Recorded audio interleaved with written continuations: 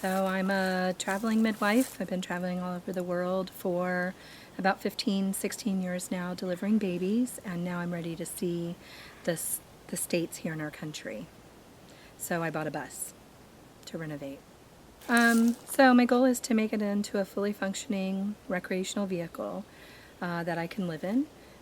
My son-in-laws have helped me put in electric and flooring and a bed, and now you've helped me put in a bathroom, and I've secured the kitchen to the floor, and there's a few more things that need to be done, but like finishing up the plumbing, finishing up outside electricity, before I can take it on the road. But the goal is to have everything completed by mid-September, and then get on the road for the next year or two.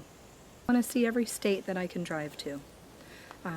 So my goal is to go and see the leaves change in the fall up in Massachusetts, and then chase the leaves down through the Appalachians, and then drop my friend off in Tallahassee and head west, seeing Alabama, Mississippi, Louisiana, New Mexico, Arizona, all the way out to California through the winter months, so I can stay relatively warm, and then start working my way up north.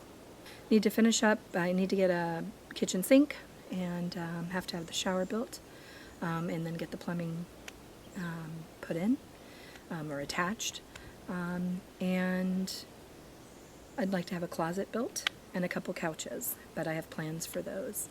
So those should be in by the end of May, and then solar by September, and then hit the road. So 5 months you've been living in the bus. What is it meeting your expectations? Have you been disappointed by anything? I love living on my bus. I've slept better on my bus than I have in a long, long time. And you live in South Florida. And I live in South Florida, but it's never been too hot or too cold. I've been able to manage the climate inside the bus, and I'm very comfortable in it. So even though there's lots of windows and a lot of exposure, I've felt very safe and secure in the bus. What about driving the bus? You seem pretty competent and confident about driving the bus. Yeah, the bus. It's not a difficult thing to learn how to do. The biggest thing was learning the handbrake or the air brakes. And once I learned the air brakes, you just have to know it takes a little longer to slow it down, and not to be in a hurry. So if you just take your time and hug the right lane, it's a fairly easy vehicle to handle. And you've got, what, 1,000 miles on this thing already? 2,000? Between 1,000 and 2? Yeah, close to 2,000 at this Okay. point. All right. And by the time I get home in a couple days, I'll have another 500 or 600. What are you going to do after your 2 years is up? I'll live in the bus. You're still going to, okay. So Yeah. traveling for the next 2 years, but Yeah. your long-term plans include the bus? Yeah. Okay. Yeah, it's my permanent home. Okay. Any problems living in a small space that you weren't aware of, or? Nope. In fact, it's kind of freeing being able to get rid of all the junk in your life and have very little to tote around. So when I downsized all my things, and thought I was as downsized as I needed to be, and brought what I thought were essentials onto the bus, I realized that probably 50% of what I thought was essential really wasn't essential, so I got rid of another 50%. So, like, give me some examples of stuff you got rid of that you thought you were going to have. Books that I had already read, a couple pieces of furniture that just don't jive with the bus, clothes that I didn't need. I do have a small storage unit, so I can put extra clothing and things like that that I don't need by the season away. Mm-hmm. But I found that there were just things that I absolutely, tchotchkes, things like that that I absolutely thought I had to have that I really don't need. I really love the style of the bed and the way that it was built, with the ability to move the mattress and open it up for bringing large things in through the back. I love the platform that we've made over the wheel well for the toilet box. And I'm very proud of having engineered and secured the kitchen cabinets. Yeah. On You my did that all own. by yourself? Yes, with your encouragement. So I I was a little reluctant to do it, but I did it, and But they're I didn't help you stable. at all. Nope, you didn't help me at all. You did it 100% of it by Myself, yourself. yeah, including putting them up on the 1-inch floaters so that. And that they're was your off the idea. floor. Yep. So. And then I've also, because the one piece of furniture I could not give up was my family's bookcase that my parents had since before I was born. And I've been trying to figure out a way to integrate it into the bus, and I have finally figured it out. So it came to me yesterday, and now it's standing up and behind the driver's seat, and I'm going to turn it into a vertical bookshelf instead of what it was meant to be, which is horizontal. And it fits very nicely in that space. People that are considering a school bus as a home, what do you think they need to know? One, that you have to get rid of all your junk, and you have to be able to let go of that. All your junk? Your junk. You All just your can't- junk? Like 100% of your junk has to go? 99% of your junk has to go. I guess it depends on where they're at now. They may have... Exactly. If you're a 20-year-old, then you may not have that much You may junk. not have You may just have a collected guitar. a lot of junk. You can keep your guitar. But it's really a minimalistic way of living. And so that would be the first thing. And then the second, I live by myself with 2 small dogs and a cat. But I would imagine if there was another person living with me on the bus, you would have to really get along with that other person. Because on my 65-passenger bus, I have 206 square feet of living space. And so that's 103 square feet per person. It's So- been, even though you've got all that room in there, it's been kind of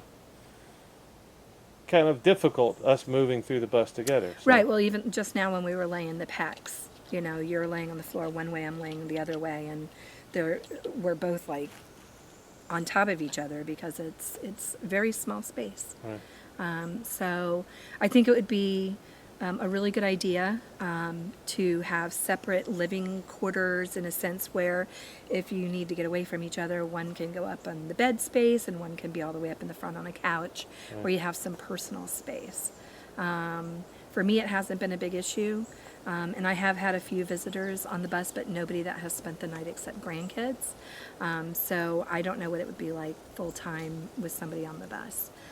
But I would definitely think that you would have to be able to get along very well with another I person. think you really need to like anybody that's going to live in a small space. Yeah, Really, really like them. Or be related to them, and you can't get rid of that. right. So. For me, from a financial standpoint, I'm able to save a lot more money with the income that I have because I bought the bus for cash, so I feel like I bought a house for $2,023. And then what I'm paying for rent for a space right now is negligible compared to what I was paying for my condo and my office at the same time. So my savings is a little bit more than $2,000 per month right now. So that'll enable me to boondock, or if I want to stay in a fancy smancy camping ground for a week, I'll have the finances to be able to do that. But just being able to know that I can unplug my house and go wherever I want is this really amazing feeling that you can just go anywhere. I unplugged my house and I drove up here for 10 days. Right. So, and you can't just unplug your house if it's not on wheels.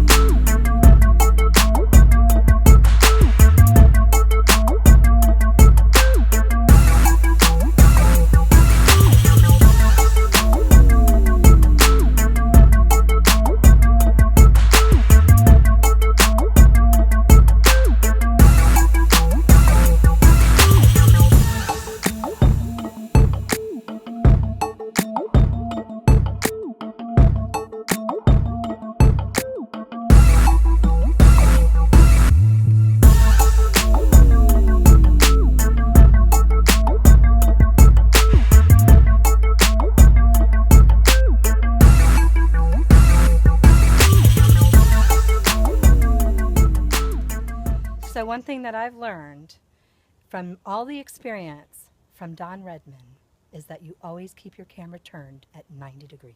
What does that mean exactly? It means that you have a wider picture on your video. Can you show me with your hands what 90 degrees means? So instead of it being like this, you turn your camera and you have a much wider range of picture.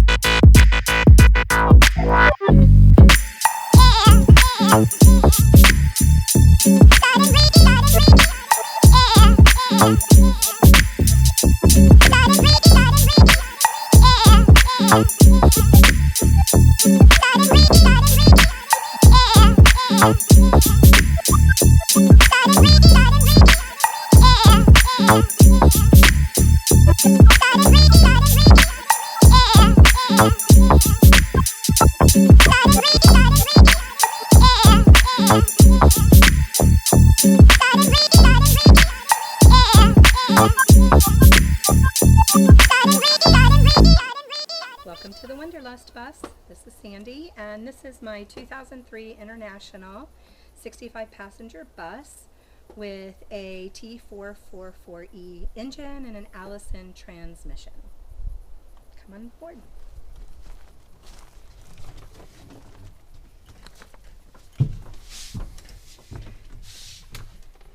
So this is the entryway, and my desk where I work, because I also run a business on the bus, will sit right here. We're going to pull that down in just a little bit before I hit the road. This is the family heirloom bookcase that I was talking about, and it's going to be secured to the floor in just a few minutes. I will put a 6-foot couch in this area right here. And as you come down, this is my gorgeous Ikea kitchen that is now firmly secured to the floor.